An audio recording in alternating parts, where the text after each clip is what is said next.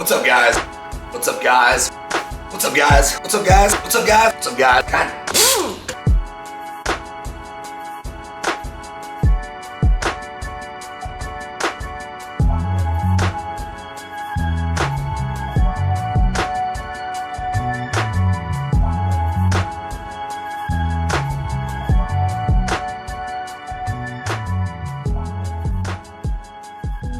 What's up, guys? Welcome back to another episode of Donnie Does It. Oh, shit. Here we go again. Today we are back on the 1985 Toyota 4Runner Ultimate Overland build. I told you guys before that we are going to be doing a V6 swap with an automatic transmission. I have that V6 and automatic transmission here in the garage. It's still in our 2001 4Runner. So the first steps are going to be to get all of this stuff yanked out and ready to go into the other rig.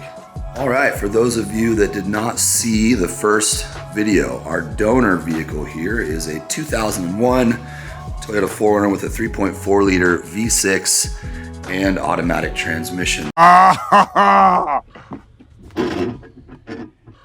that's hot. That's hot. Most of the time when you see these swaps get done, the vehicle was previously a 3.0 that has blown a head gasket, was typically already a manual transmission. Mine is an automatic. We are going to retain the automatic in this vehicle as well, so we'll be keeping the wiring harness and several other things in order to make sure that happens.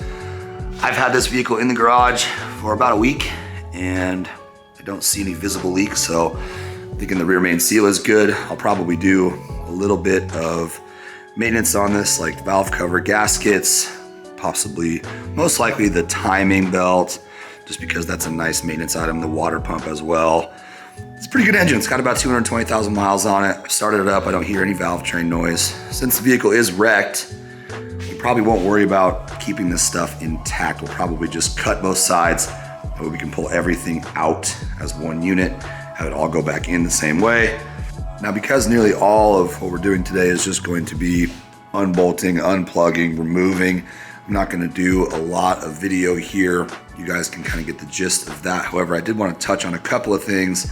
When you're doing engine swaps, it's always important to remember plugs, wire locations, anything that you can do in order to make the swap process go easier. Take lots of pictures.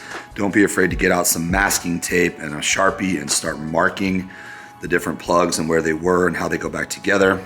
Our plan is to reuse the original harness from this engine, possibly use the original dash. That way everything will be very plug and play. My personal goal is to be able to retain the factory air conditioning because both vehicles have air conditioning. After talking with a couple of reps who supply parts for these engine swaps, they told me that there's only a couple of AC compressors that have been used across different generations of these pickups, and so save for just needing to make a couple of new hoses, maybe reroute them to the new locations in the old truck's firewall, we should be able to keep air conditioning, which I think would be a really important part of making kind of an ultimate daily driver overland vehicle that is our goal for this project. So, all right, we got William in the shop today, came by to help us get this out of here. Probably see William a lot on the channel because he likes to come around and hang out and work on stuff and fix stuff. And anyway, back here, training the radiator, getting ready to cut the core support out so we can pull this out.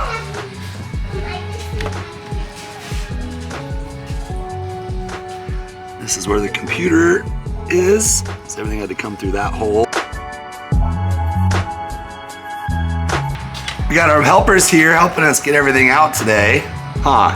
Yeah. Say, I'm Dewey. I'm Dewey. We got Mommy Donnie Does It coming to visit. Luckily there was coolant still in the motor. We were kind of going back and forth on whether or not there would be because both hoses felt pretty empty.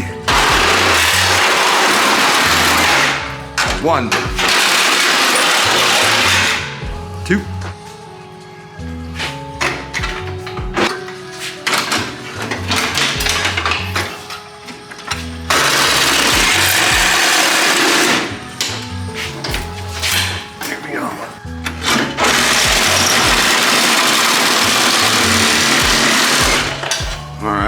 So much more room for activities. Got the rig up in the air. Got all of the wiring harness out. Some of that we'll end up reusing. Most of the engine harness that we need is still attached to the engine. I'm about to bust. Oh, I'm sorry. I thought this was the bathroom. Oh, good Lord. Installing the firewall there. Now we just need to start unbolting the transmission. Get this baby out of there.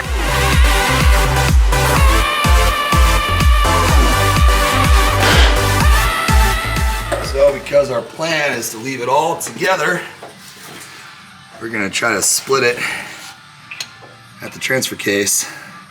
Otherwise it will be too long for us to try to drag up all the way out and clear the front cross member. And then we're just gonna drop this transfer case out and we should be clear. Actually the motor mounts also need to come out and then we should be clear to get this thing pulled up and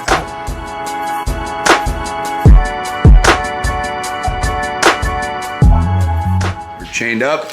Took the timing cover off to try not to damage that too much while we're taking the engine out.